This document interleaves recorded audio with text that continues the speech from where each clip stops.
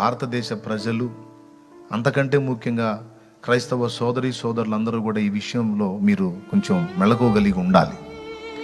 అసలు క్రైస్తవుడు అంటేనే వాడొక చీడ పురుగులాగా, వాడొక పురుగులాగా, వాడొక అతి దారుణమైన అసహ్యుడిలాగా భావించి ప్రతి ఒక్కడూ తేలిగ్గా మాట్లాడుతున్నాడు, ప్రతి ఒక్కడూ తృణీకరించి మాట్లాడుతున్నాడు. ఎందుకు ఇంత తృణీకారం? అవునా? మరి అన్నిట్లో డాక్టర్లు ఉన్నారు క్రైస్తవులు. మరి క్రైస్తవ డాక్టర్ ఎందుకు నీకు వాడి దగ్గర వైద్యం చేయించుకుంటున్నావు? ఎందుకు?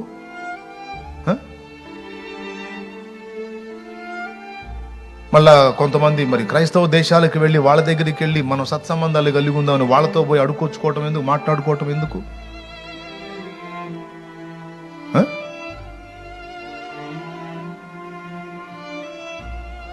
ఎన్ని రకాలుగా ఆలోచించినా ఇంకితం లేని మాటలు ఈరోజు వింటా ఉన్నాం. కనీసపు జ్ఞానం లేని మాటలు అన్ని వర్గాల్లో, ఆర్టీసీ డ్రైవర్ దగ్గర నుంచి మున్సిపాలిటీ వర్కర్ దాకా.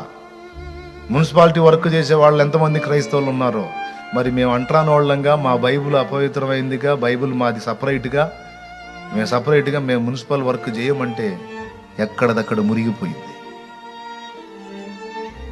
ఆఖరికి నువ్వు చస్తే తగలబెట్టే వ్యక్తి కూడా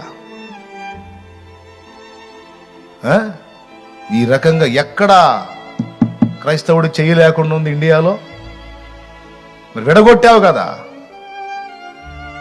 మరి వీళ్ళ నుండి జరిగేటువంటి సేవంతా ఆగితే ఏమైద్ది? మేమందరం తృణీకరింపబడుతున్నాం, మా గ్రంథం అవమానపరచబడుతుంది, మేము నమ్మి ఆరాధించే దేవుణ్ణి తేలిగ్గా మాట్లాడుతున్నారు, మా గాయం కలుగుతుంది అని అందరూ నోరు తెరిస్తే అప్పుడు అర్థమైతే ఒక్కొక్కడికి. దయచేసి ఈ మాటలు అందరూ, మన ముఖ్యంగా దేవుని బిడ్డలందరూ కూడా స్పందించి ఈ విషయంలో గళం విప్పాలి, నోరు తెరవాలి. ఎందుకు మేము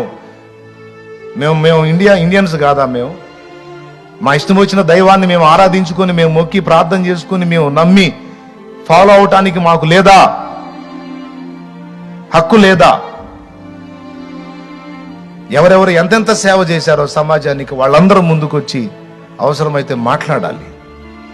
ఈరోజు ఏ మీడియాను ఆధారం చేసుకొని ప్రతి ఒక్కడు మాట్లాడుతున్నాడో అదే మీడియాను ఉపయోగించి మాట్లాడండి, నోరు తెరిచి అడగండి, ప్రశ్నించండి.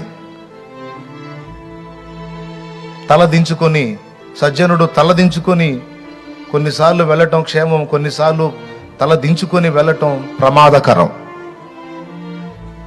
కొన్నిసార్లు క్షేమం, తలదించుకొని తగ్గించుకొని వెళ్ళటం కొన్నిసార్లు ప్రమాదకరం, నోరు తెరవకపోతే.